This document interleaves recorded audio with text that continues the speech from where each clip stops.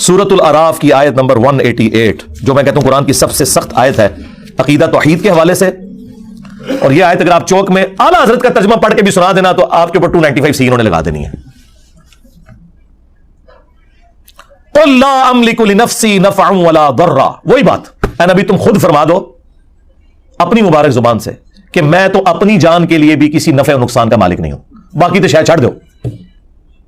الا ما شاء اللہ, ہاں جو اللہ میرے لیے فیصلہ کرے, اس نے فیصلہ کرنا ہے کہ مجھے کون سی نفع مند چیز پہنچے گی اور کون سی نقصان والی.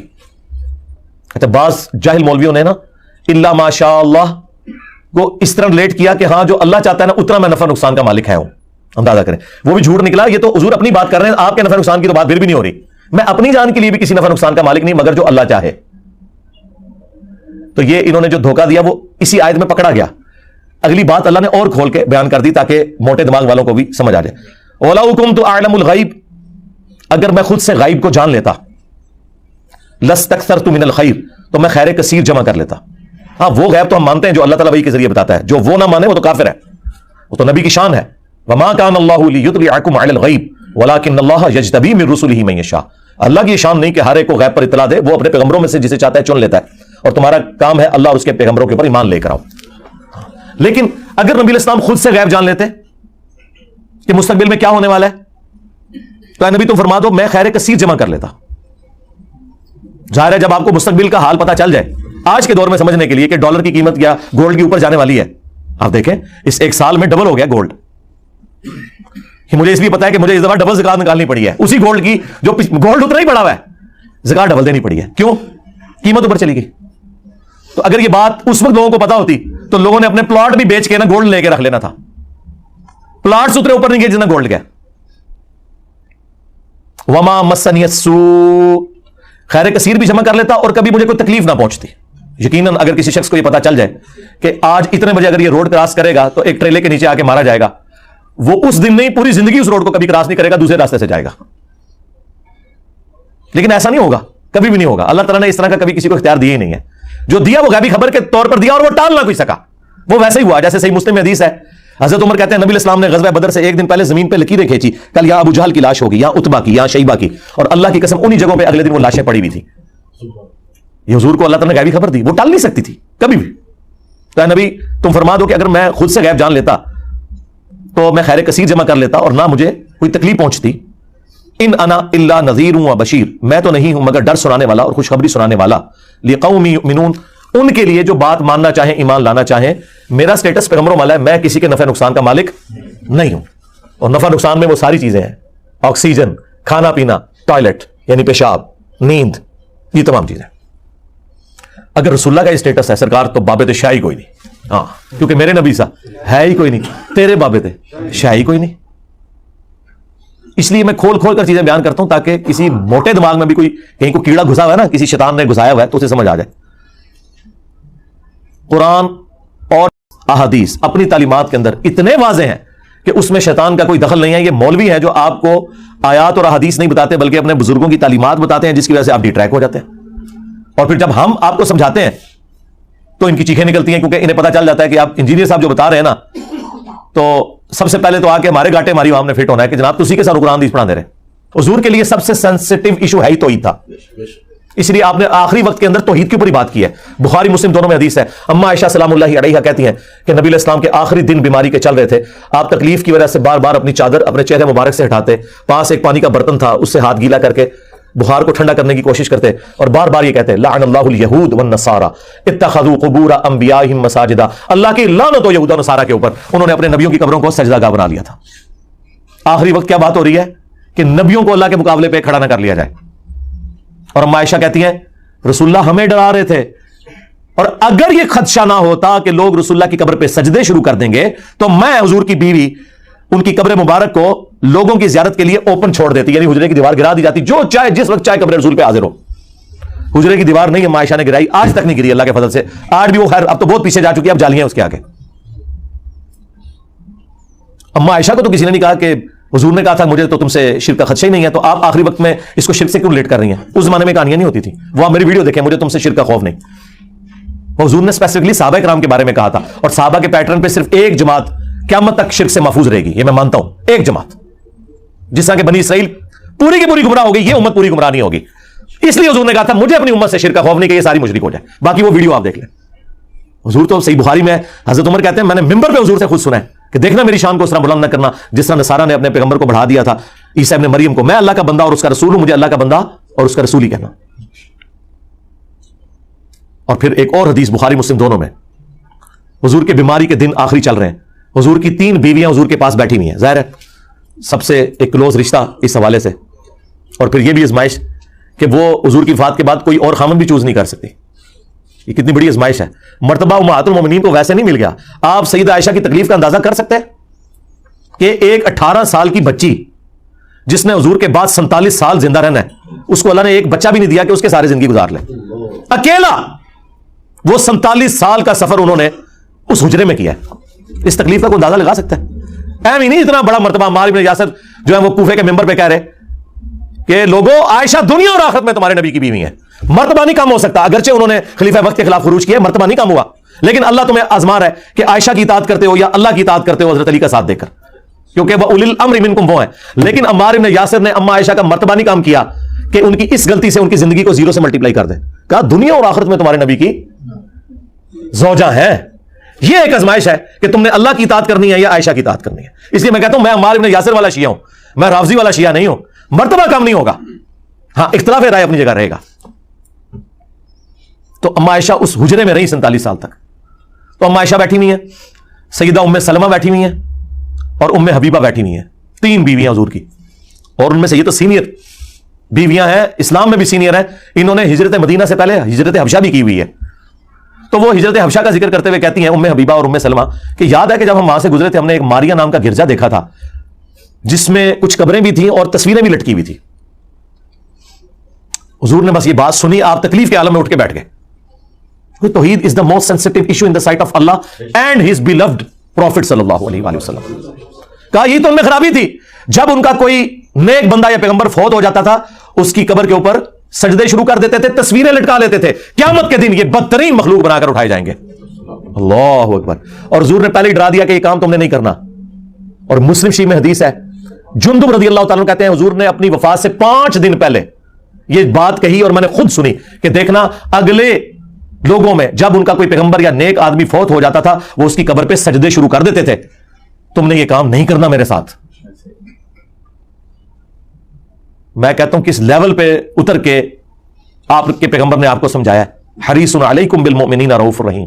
यार कौन होगा जो इतना आपकी आखिरत के साथ मोहब्बत करेगा बजुज हमारे प्रॉफिट के सल्लल्लाहु अलैहि वसल्लम। मुस्नद अहमद की हदीस है, नबी इस्लाम ने फरमाया अल्लाहुम्मा ला तजअल कब्री वतन युअबदू, ऐ अल्लाह मेरी कब्र को वो बुत ना बना देना कि लोग उसकी परस्तिश शुरू करते हैं। अपनी कब्र को बुत कह दिया।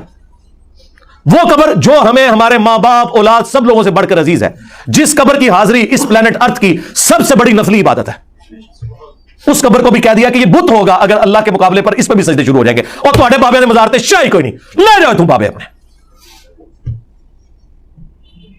जिस कब्र की अजमत थी उसका स्टेटस क्लियर कर दिया, अल्लाह मेरी कब्र को बुत ना बनने देना कि लोग पूजा करें। नबी का तो कोई कसूर नहीं, लेकिन हुजूर खुद अपनी कब्र के बारे में कह रहे हैं कैसे बुत ना बनाना।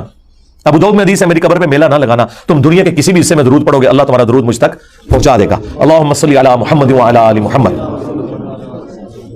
दरूद के लिए भी मेला नहीं लगाना, तुम्हारा दरूद मेरे तक पहुंच जाएगा। सलाम अर्ज करो और निकल जाओ आगे, मेला ना लगाना। वो 4 किताबों में अल-मुअत्ता इमाम मालिक में, फदलुस सलाती अला नबी में, अल-मुसन्नफ इब्न अबी शैबा और सुनन कुबरा अल-बैहकी में कि अब्दुल्लाह बिन उमर जब भी मदीना शरीफ से निकलते सफर के लिए या वापस आते, उनकी रूटीन थी कि मस्जिद नबी में 2 नफिल पढ़ते, कब्र रसूल पर आकर अर्ज करते अस्सलामु अलैका या रसूल अल्लाह। फिर हजरत अबू बकर की कब्र पर अस्सलामु अलैका या अबा बकर, और फिर हजरत उमर की कब्र पर अस्सलामु अलैका या उमर। एक रवायत में या अबता, मेरे बाप आप पर सलाम हो। वो अपनी जगह ठीक है, उस कब्र जैसा तो है ही कोई नहीं। उसकी बुनियाद पे आपने अपने बुजुर्ग बाबों के जो मजार क्लेम किए मैं ना, ये सब फ्रॉड है। बाकी मज़ारात, गुम्बद खजरा, ये एक अलग से एक सेंसिटिव टॉपिक है, इस पे मेरी अलग से वीडियोस रिकॉर्ड है, वो फिर मुझे 2 घंटे और लग जाएंगे। उसके लिए आप मेरी वीडियोस देखें, मैंने एक एक मुकदमा जो है वो तौहीद के हवाले से क्लियर किया। अब यक़ूलून इफ्तरा, अब रूए सुखन एक आयत के अंदर दोबारा से मुशरिकीन अरब की तरफ आया कि ये काफिर कहते हैं कि नबी ने कुरान खुद घड़ दिया। कुल इन इफ्तरैतुहु फअलैया इजरामी, ऐ नबी फरमाओ कि अगर ये कुरान मैंने खुद घड़ा है ना तो इस जुर्म का वबाल भी मुझ पे ही होगा। व अना बरीउम मिम्मा तुजरिमून, और मैं बरीउ जिम्मा हूं उन गुनाहों से جو تم کر رہے ہو. دیکھیں اللہ کا تو سٹائل ہی بات کرنے کا اور ہے. ویسے یہ انتہائی گستاخانہ آیات ہیں قرآن میں اس طرح کی جتنی ہے نا جو ادھر صوفیت کی ڈاکٹرن ہے.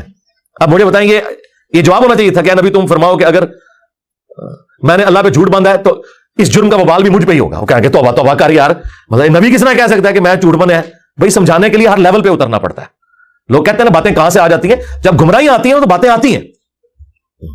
جب تم کہو گے نا کہ بابے نے سمندر روکا ہوا ہے تو اللہ تعالیٰ اپنے کسی بندے کے دماغ میں ڈالے گا کہ کوئی بڑے سے بڑا انسان ہو اپنا پیشاب بھی نہیں روک سکتا, کیونکہ یہ سمندر روکنے والی بات جب آئے گی تو یہ بات آئے گی. حضرت ابوبکر صدیق کے دماغ میں یہ بات کہاں سے آئی؟ قرآن و حدیث میں تو کہیں نہیں لکھی تھی کہ جو محمد کی عبادت کرتا تھا جان لے محمد مر چکے. قرآن میں تو نہیں لکھا ہوا تھا یہ, اور نہ کسی صحابی نے حضور کی عبادت کی تھی. یہ اللہ نے ان کے دماغ میں ڈالا کہ یہ کیا ہے. اس کی وجہ یہ ہے کہ جیزس کرائسٹ کو لوگوں نے خدا بنایا, کہیں محمد رسول اللہ دوسرے جیزس کرائسٹ نہ بن جائے. حضور کی بات یقیناً انہوں نے یاد آئی ہوگی کہ دیکھنا میری شان بلند نہ کرنا, جس طرح عیسیٰ ابن مریم کو لوگوں نے بڑھا دیا تھا, میں اللہ کا بندہ اور اس کا رسول ہوں. اسی کو ایلبریٹ کر دیا حضرت ابوبکر صدیق نے انتہائی گستاخانہ خطبے میں, انورٹڈ کاماس کے اندر, ان کی نظر میں. وہ ہمارے استاد مولانا صاحب کہتے تھے نا, او بھائی جب توحید بیان کریں گے تو آٹومیٹکلی گستاخی ہو جائے گی. کیوں؟ تم نے توحید کو گستاخی سمجھا ہوا ہے, تمہاری نظر میں تو آٹومیٹکلی گستاخی ہو جائے گی نا. تو یہ گستاخی تو ہونی ہے, کیونکہ توحید کا تو مطلب ہی ہے کہ اختیار اللہ کے پاس ہے, مخلوق کچھ نہیں کر سکتی. پھر عجیب و غریب نا انہوں نے نا وہ مت اور عجیب و غریب واقعات مشہور کیے ہیں لوگوں کے جذبات کے ساتھ کھیلنے کے لیے. اور جی ایک بار وابی داتے سنی دا مناظرہ ہو گیا, حضور دی ذات ہوتے وابی پوری رات جو ہے وہ ایسی آیتیں ڈھونڈتا رہا جس میں حضور کی تنقیص تھی, اور جو سنی جو ہے وہ نبی الاسلام کی شان ڈھونڈتا رہا. تو صبح جناب مناظرے میں جب دونوں اکٹھے ہوئے انہوں نے پوچھا, ہاں تو راتی کے کردا رہا؟ سرکار میرے سامنے گلا کرو, میں تھن پنا تھوڑے بابیاں دا بابا آ گیا دنیا تے ہن. ٹھیک ہے, میں انہوں دساں کہ میں ابوبکر صدیق دا خطبہ ڈھونڈتا رہا تے منوں پتہ لگے کہ میں ابوبکر اور نبی نو مننا وا یا ابو جہل آر مننا. تو دس ابو جہل تو کیوں ڈھونڈتا رہا قرآن چوں کے کڈدا رہا؟ اور نبی کی شانیں جو تم قرآن سے نکال رہے ہو ان شانوں سے کس کو انکار ہے؟ کیا نبی کی شان کا مطلب یہ ہے کہ نبی خدا کا بیٹا بن جائے گا؟ عیسیٰ ابن مریم جیسی شان قرآن میں کسی کی نہیں آئی ہے, کسی پیغمبر کی نہیں. لیکن اللہ نے کہا کہ اگر اللہ ارادہ کرے عیسیٰ کو, ان کی ماں کو, سب کو ہلاک کر دے, اللہ کا کوئی کیا بگاڑ لے گا؟ عیسیٰ اور ان کی ماں روٹی کھانے کے محتاج تھے, وہ نہ تو کسی کے نفع کے مالک تھے نہ کسی کے نقصان کے. یہ اس شخص کے بارے میں آ رہا ہے جس کو کہا اللہ نے وجیہن فی الدنیا والآخرہ ومن المقربین, اور معجزات ایسے جو کسی پیغمبر کو نہیں دیے گئے. مردوں کو زندہ کرنا اللہ کے اذن سے, مٹی کی مورت بنا کے پھونک مارنا اور اس کا پرندہ بن جانا, یہ معجزہ کسی پیغمبر کو نہیں دیا گیا, کسی پیغمبر کو. لیکن سینٹرڈ کر کے انہی کو اللہ تعالیٰ نے سامنے رکھا کہ یہ فرق ہے بھائی انبیاء میں اور خدا میں. پھر اسی طریقے سے چیزیں بیان ہوتی ہیں. وہ جی پھر مناظرے سے پہلے جب پوچھا تو وابی نے کہا ہاں جی میں تو یہی آیتاں لبدا رہا. تو انہوں نے کہا بس دیکھ لے کون نبی دی شان ڈھونڈتا ہے تو کون تنقیص ڈھونڈتا ہے. اگر کسی کا یہ عقیدہ ہے کہ توحید بیان کرنے سے نبی کی تنقیص ہوتی ہے تو یہ بلیم وہ کسے دے رہا ہے؟ اللہ کو. انہوں نے انبیاء کو منی گاڈ مانا ہوا ہے اور اولیاء کو منی رسول مانا ہوا ہے. یہ میرا ایک جملہ ہزاروں کتابوں پہ بھاری ہے. یعنی آپ ہزاروں گمراہیاں ایک کتاب میں جمع کریں نا اور آپ اس کی وجہ پوچھیں نا تو یہ ہے کہ یہ نبیوں کو منی گاڈ مانتے ہیں اور اولیاء کو منی رسول مانتے ہیں. بس یہ وہ فرق ماننے کے لیے تیار ہی نہیں ہے کیونکہ قرآن تو پڑھا ہی نہیں ہے. اب ان ساری باتوں کے ہوتے ہوئے مجھے تو صبح شام ان کے اوپر قنوت نازلہ پڑھنی چاہیے, لیکن میں سمپل کہتا ہوں کہ مرنے سے پہلے اے مسلمان کر لے اس پہ غور. کتابوں کا خدا اور ہے, بابوں کا خدا اور. کتابوں کے خدا اور بابوں کے خدا میں یہ فرق ہے کہ جو بابوں کا خدا ہے نا بس وہ خدا بڑا بھائی اور نبی چھوٹا بھائی, بس اتنا فرق ہے. لیکن کتابوں کا خدا یہ کہتا ہے کہ خدا خدا ہے, مخلوق مخلوق ہے. لیکن یہ باتیں اب کون کرے؟ یہ جب باتیں آپ نہیں کریں گے دماغ کوئی نہیں کھلیں گے. توحید تو اتنے عرصے سے بیان ہو رہی تھی, لیکن توحید کا مطلب توہین رسالت لیا جاتا تھا. ہم نے توحید بیان کی ہے نا, آئے نا کوئی سامنے میرے پاس تو سیدھا بھائی چھوڑ دو تم شان رسالت کی بات. چشتی رسول اللہ, اشری تھانوی رسول اللہ پارٹی کیسے کر سکتی ہے؟ کبھی نہیں کر سکتی. تمہارے بزرگوں نے اپنے ناموں کے کلمے پڑھائے, تمہیں کوئی حق ہی نہیں پہنچتا. تم تو نبی کا دفاع کر ہی نہیں سکتے. نبی کا دفاع کا حق تمہارے پاس سے نہیں ہے, اس کے کاپی رائٹس اب انجینئر صاحب کے پاس ہیں. ہاں یہ رائٹس ہم آپ کو نہیں دیں گے. توحید بھی یہاں سے بیان کریں گے اور رسالت بھی, صحیح جو رسالت کا کانسیپٹ ہے وہ یہیں سے بیان ہوگا. تو اے نبی تم فرماؤ اگر میں نے اللہ کے اوپر جھوٹ باندھا ہے, قرآن یعنی میں نے خود گھڑ لیا, تو اس جرم کا وبال بھی مجھ پہ ہوگا اور میں بری ہوں اس جرم سے جو تم کر رہے ہو. اور یہ دوسری بات درست ہے اس حوالے سے کہ میں نے تو کوئی قرآن نہیں گھڑا, لیکن چونکہ تم نے قرآن کا انکار کیا لہذا تم اس جرم کے اندر شریک ہو کہ تم نے وقت کے پیغمبر کا انکار کیا ہے. دیکھیں جی قرآن حکیم اپنے عقائد و نظریات کے اندر بالکل ایک ننگی تلوار ہے, زیرو ٹالرنس ہے.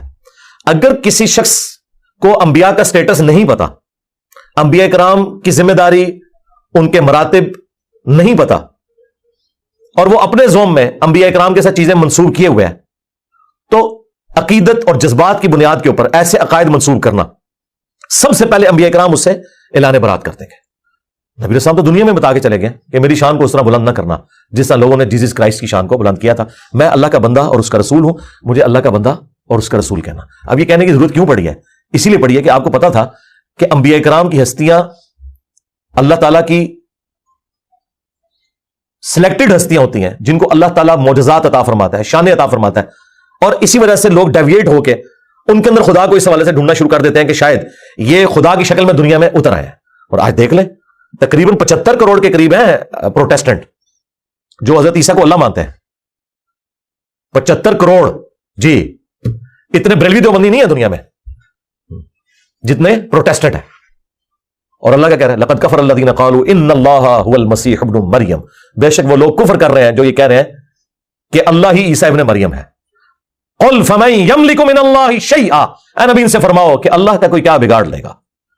ان اراد ان یہلک المسیح، کہ اگر اللہ تعالیٰ ہلاک کر دے مسیح کو اور ان کی ماں کو اور جتنے زمین میں سارے بزرگ بابے جتنے زمین میں ہیں سب، اگر ان کو اللہ ہلاک کر دے، وصال شریف نہیں، ہلاک، یہ غصے کا اظہار ہے تاکہ فرق پتہ چلے۔ یعنی اگر آپ یہ دیکھیں ووکیبلری کا جو